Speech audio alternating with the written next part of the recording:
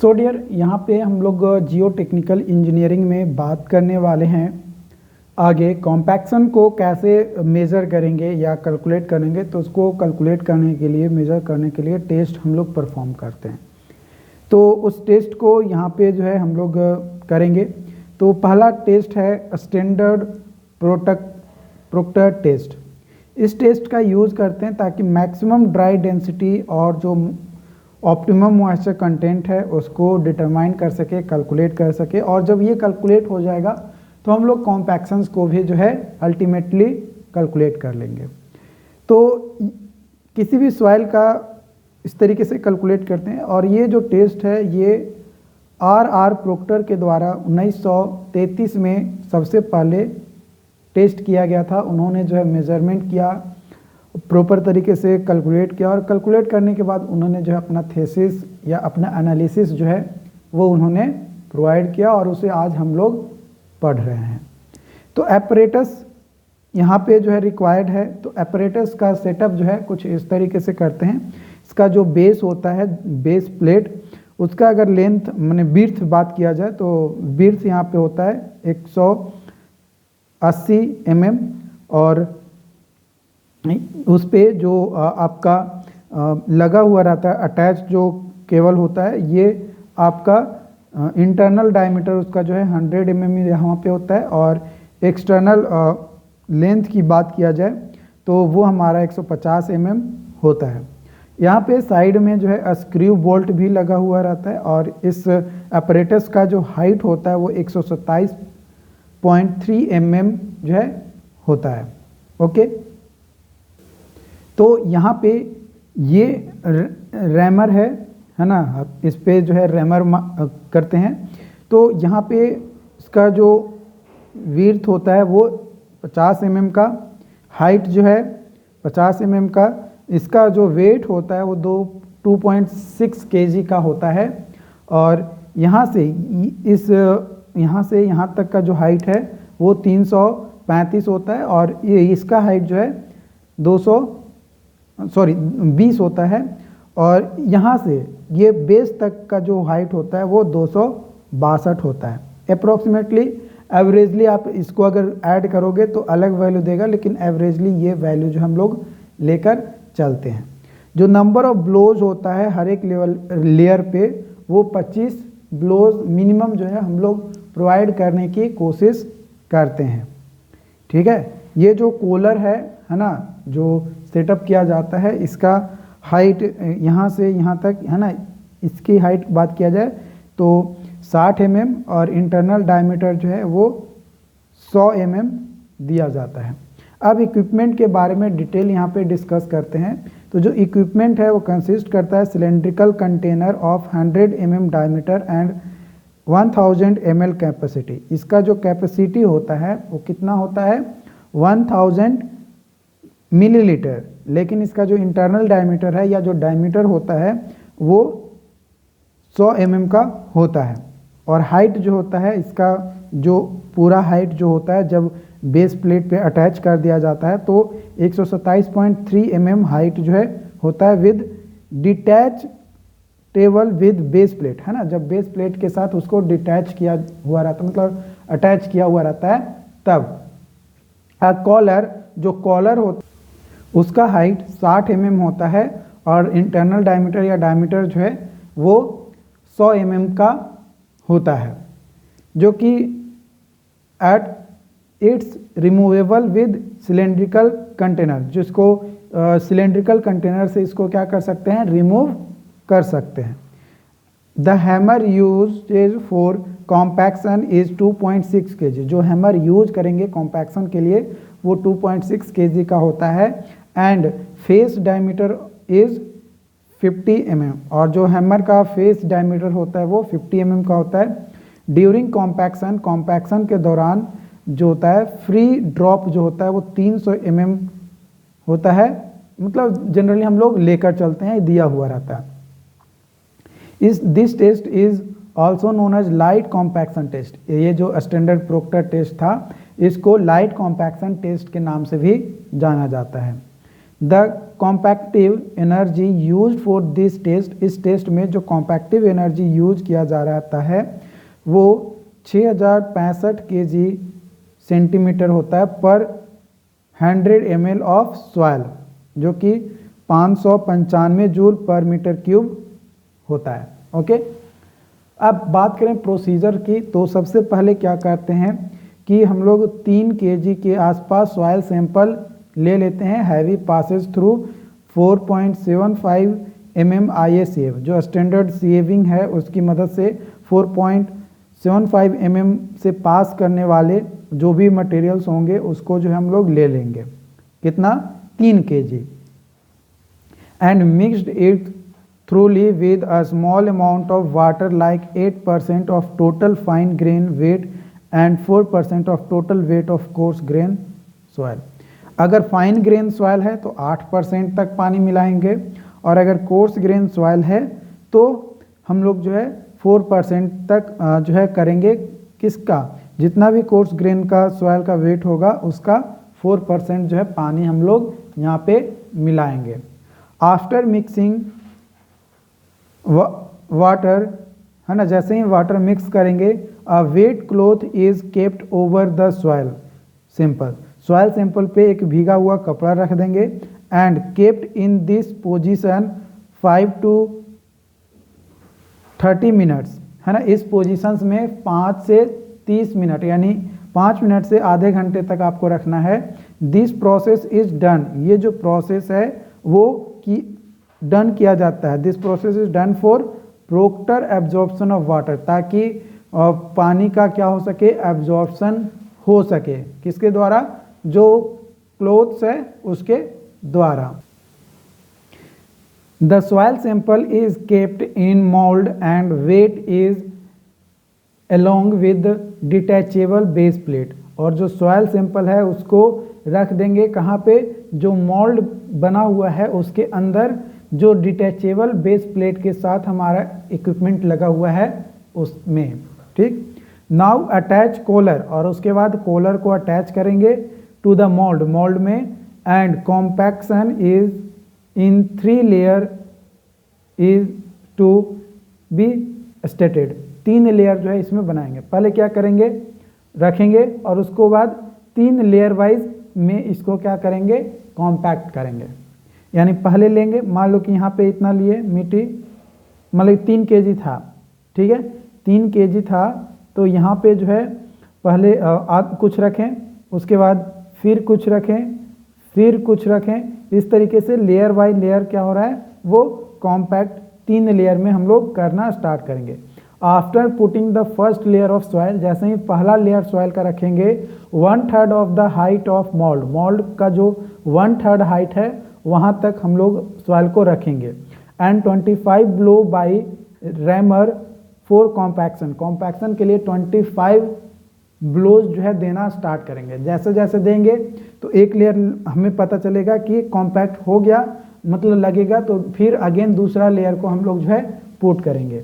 Before putting second layer of soil, the top layer of soil sample is to be scratched so that proper bound and binding between his 2 layer becomes strong, है ना, उसको scratch कर देते हैं ऊपर का थोड़ा सा, क्योंकि कॉम्पैक्ट हो जाता है, और उसके बाद दूसरा लेयर डाल देते हैं ताकि वो भी उस पहले लेयर के साथ क्या हो?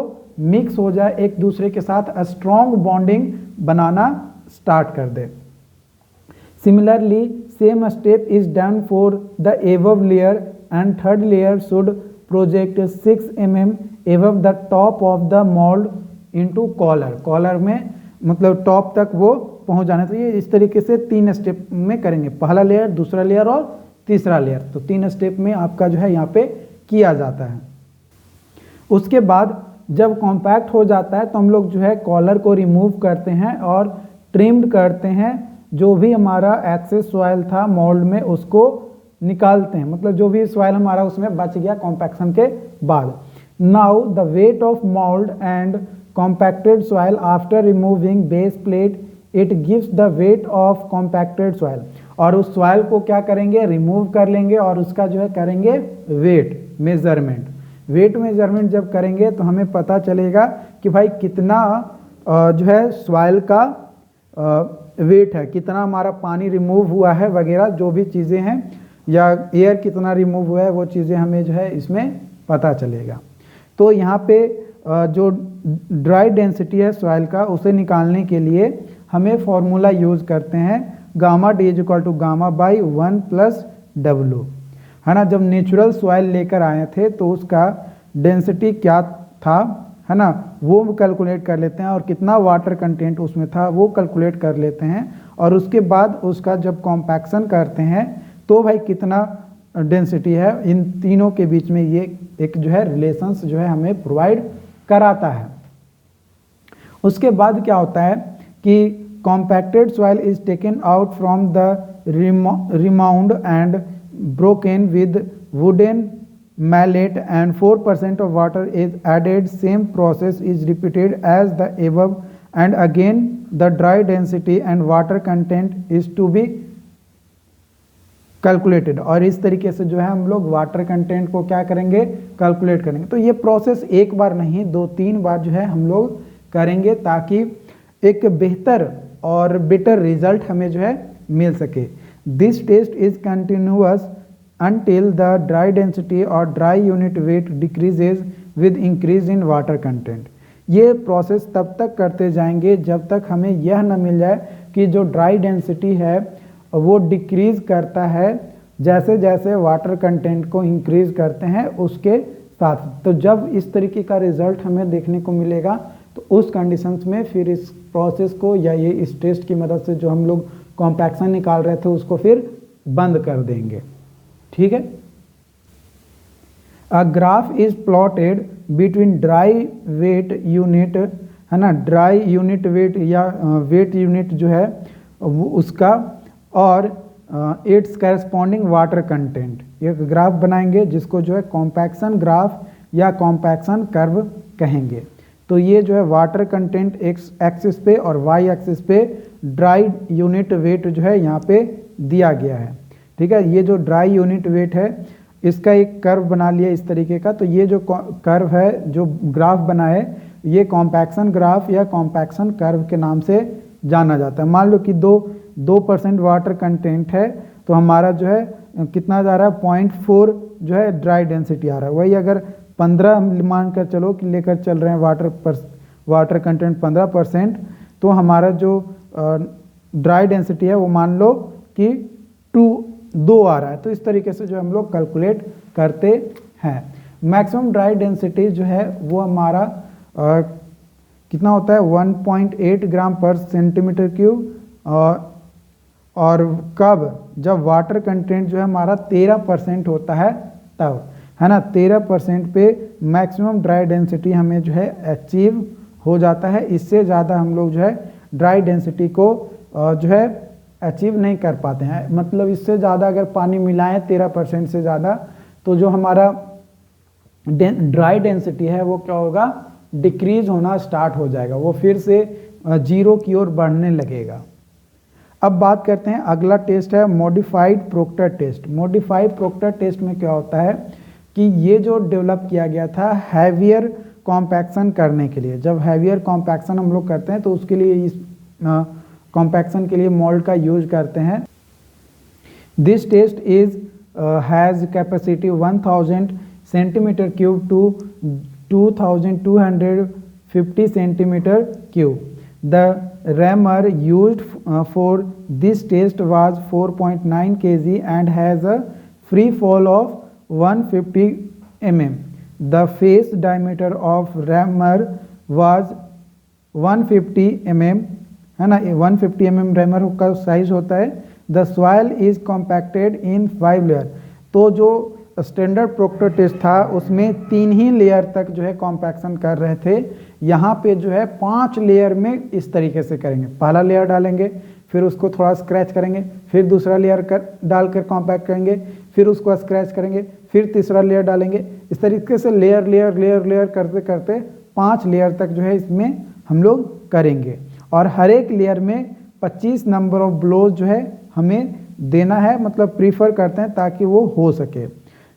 हैविंग कैपेसिटी 2250 सेंटीमीटर क्यूब होता है। द कॉम्पैक्टिव एनर्जी, जो कॉम्पैक्टिव एनर्जी होता है वो प्रीफर्ड किया जाता है in this test is approximately 4.5 times then that of standard Proctor test, है ना। स्टैंडर्ड प्रोक्टर टेस्ट में बात किया जाए कॉम्पैक्टिव एनर्जी जो होता है वो प्रीफर किया जाता है इन एसपीटी, है ना, स्टैंडर्ड प्रोक्टर टेस्ट में जो हमें मिला।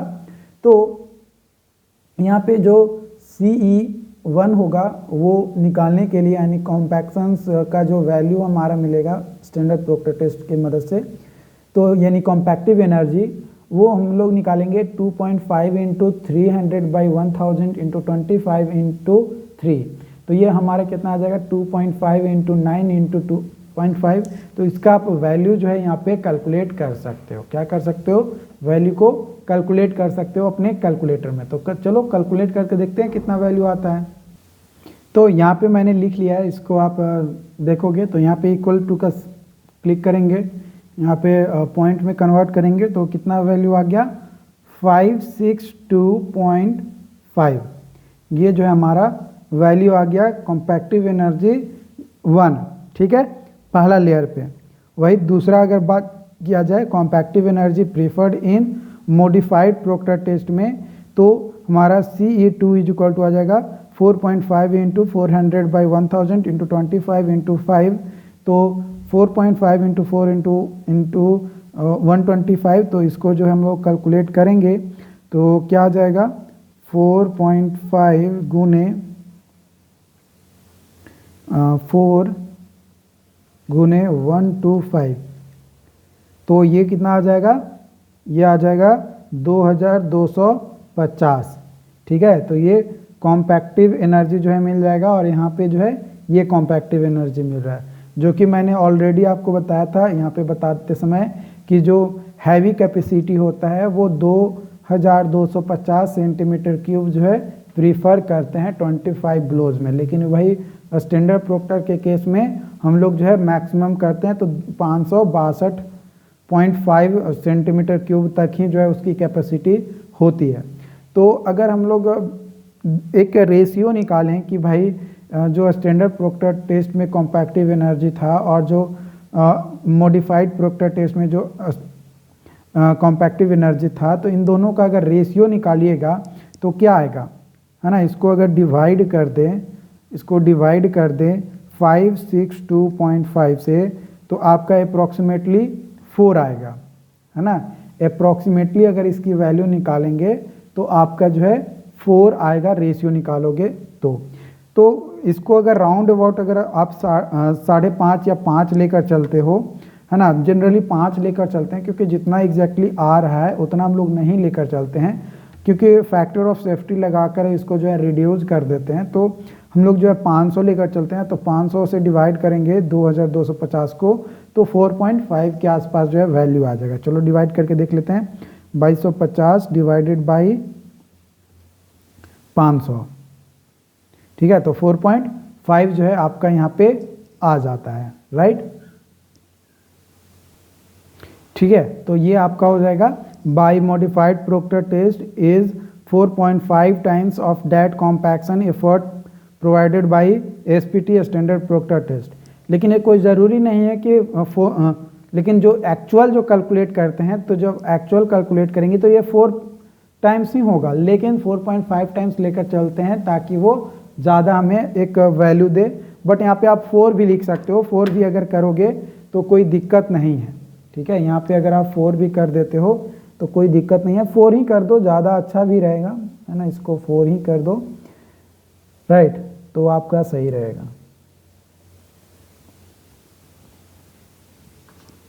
ठीक है। बट कई सारे बुक्स वगैरह में आपको जो है 4.5 देखने को मिलेगा, कोई दिक्कत नहीं है। उसमें जो है 500 जो हम लोग स्टैंडर्ड प्रोक्टर का लेकर चलते हैं, तब जो है आपका आता है, ठीक। अब बात करते हैं the compactive energy given to the soil in this test is 27,260 kg centimetre per 1000 centimetre cube. इसलिए यहाँ पे जो है हम लोग कहेंगे कि 2674 kilo joule per metre cube के हिसाब से जो है कॉम्पैक्टिव एनर्जी जो है हमें मिलता है, मतलब दिया जाता है। जो कॉम्पैक्शन जो है ये इसको लेबोरेटरी जो टेस्ट किया गया था वो हम लोग देखते हैं, जो मैंने बता दिया स्टैंडर्ड प्रोक्टर टेस्ट और मॉडिफाइड प्रोक्टर टेस्ट। जो स्टैंडर्ड प्रोक्टर टेस्ट है ये लाइट कॉम्पैक्शन के लिए और मॉडिफाइड प्रोक्टर टेस्ट जो है हैवी कॉम्पैक्शन के लिए। दोनों में ही जो है हमारा जो सिलेंड्रिकल मॉडल होता है और दोनों का ही जो इंटरनल डायमीटर होता है इक्विपमेंट का वो जो है आपका 100 mm ही होता है। तो यहाँ पे जो मैं अभी बता रहा हूँ ये आपको एज ए डिफरेंस अगर एग्ज़ाम में आ जाता है तो आप इसमें बता सकते हो। हाइट की बात किया जाए स्टैंडर्ड प्रोक्टर में तो 127.3 mm होता है और जो आपका मॉडिफाइड था उसमें भी सेम होता है, वॉल्यूम भी दोनों में सेम होता है। रैमर जो है बात किया जाए तो इसका वेट जो है 2.6 kg होता है स्टैंडर्ड प्रोक्टर में, लेकिन वही अगर रैमर की बात किया जाए मॉडिफाइड में तो 4.9 kg होता है। ड्रॉप की बात किया जाए तो 310 mm के हाइट से गिराया जाता है, लेकिन मॉडिफाइड में 450 mm के ड्रॉप से। फेस डायमीटर बात किया जाए रैमर का किसमें तो स्टैंडर्ड प्रोक्टर में तो 50 mm और मॉडिफाइड में भी 50 mm होता है। नंबर ऑफ कॉम्पैक्टेड लेयर कितना होता है तो 3 होता है स्टैंडर्ड प्रोक्टर टेस्ट में और मॉडिफाइड प्रोक्टर टेस्ट में नंबर ऑफ लेयर जो है 5 होता है। नंबर ऑफ ब्लोज जो है दोनों ही कंडीशन में सेम होता है, चाहे वो स्टैंडर्ड हो चाहे वो मॉडिफाइड प्रोक्टर टेस्ट हो, दोनों ही कंडीशन में। तो यहाँ पे जो है आपका ग्राफ की मदद से बताया गया है कि वाटर कंटेंट और ड्राई डेंसिटी के बीच में क्या रिलेशंस है। तो और यहाँ पे ये जो जीरो एयर वॉइड लाइन भी बताता है, क्योंकि ये टच करता है कि भाई जीरो एयर वॉइड के मतलब कितना हद तक जो है एयर को रिमूव किया गया है वॉइड से, मतलब जो सॉइल है वो 3 फेज में है तो उसको 2 फेज में करने के लिए मतलब पूरी सैचुरेटेड सॉइल बनाने के लिए कितना एयर हटाने की कोशिश किया जा रहा है वो यहाँ पे जो है बताया जा रहा है। ठीक है, ये मॉडिफाइड प्रोक्टर टेस्ट कर्व के नाम से भी जो है आप कह सकते हो कि जाना जाता है। ठीक, तो अब तक जो है हमने पढ़ा कि फील्ड कॉम्पैक्शन इक्विपमेंट के बारे में पढ़ेंगे। इससे पहले मैंने पढ़ा कि लेबोरेटरी में कॉम्पैक्शन कैसे किया जाता है वो। तो फील्ड में कॉम्पैक्शन करने के लिए सबसे पहला इक्विपमेंट आता है रोलर। रोलर जो है ये सिप फुटेड रोलर हो सकता है, टैंपिंग फुटेड रोलर हो सकता है, स्मूथ व्हील्ड रोलर हो सकता है, न्यूमेटिक रोलर हो सकता है, वाइब्रेटरी रोलर हो सकता है। जो सिप फुट रोलर होता है ये सिल्ट और क्ले के लिए इम्पॉर्टेंट होता है, मतलब उसको कॉम्पैक्ट करने के लिए यूज किया जाता है।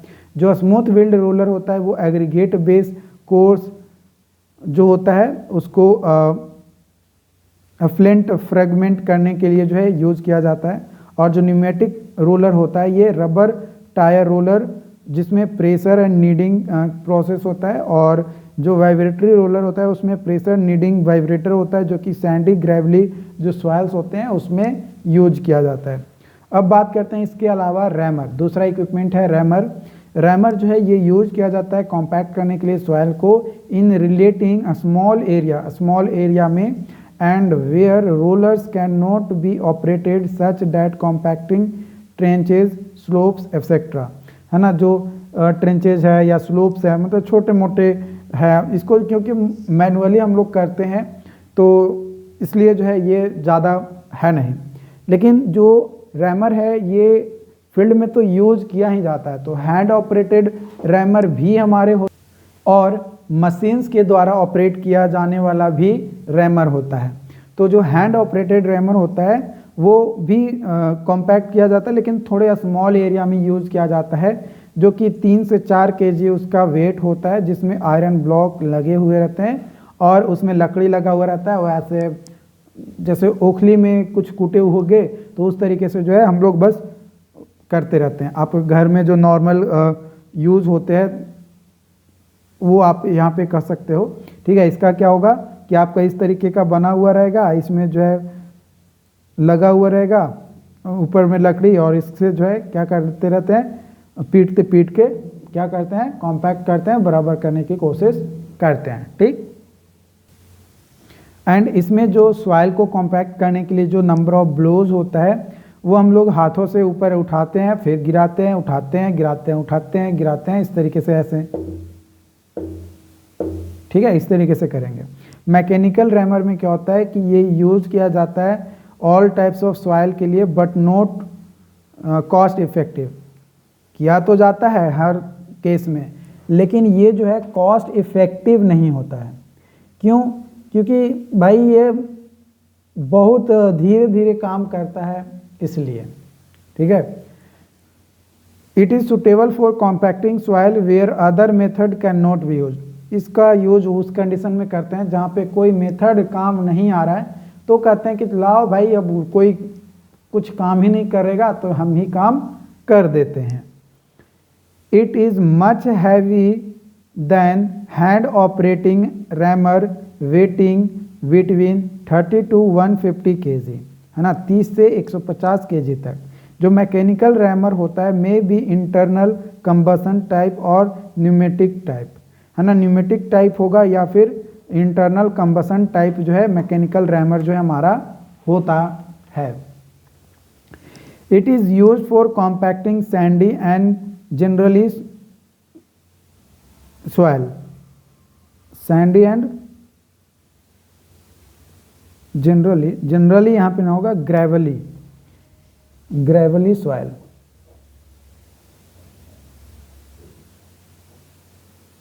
ठीक है, ग्रेवली सॉइल जो है आपका होगा।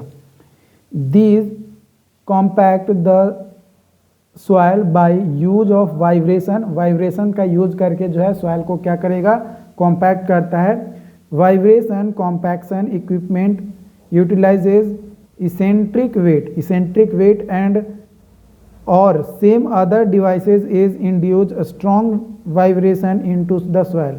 सॉइल में स्ट्रॉन्ग वाइब्रेटर के लिए और जो भी इक्विपमेंट हो सकते हैं या डिवाइसेज हो सकते हैं उसको जो हम लोग इसमें यूज करते हैं। Vibration produced by vibrators, vibrator के द्वारा वाइब्रेशन प्रोड्यूस किया जाता है। Typically have frequency 1000 to 3500 cycle पर मिनट। एक मिनट में 1000 से 3500 साइकिल का जो फ्रीक्वेंसी होता है वो होता है। If a vibrating unit is mounted on the roller, अगर रोलर पे वाइब्रेटिंग यूनिट लगाया जाता है तो उस तरीके के मशीन्स को या इक्विपमेंट को हम लोग कहते हैं कि वाइब्रेटरी रोलर हमारा है। क्या है? वाइब्रेटरी रोलर है। तो डियर, यहाँ तक आपको वीडियोस कैसा लग रहा है आप कमेंट करके हमें ज़रूर बताइए, और अपने दोस्तों को जो है इसके बारे में बताते रहिए टाइम टू टाइम।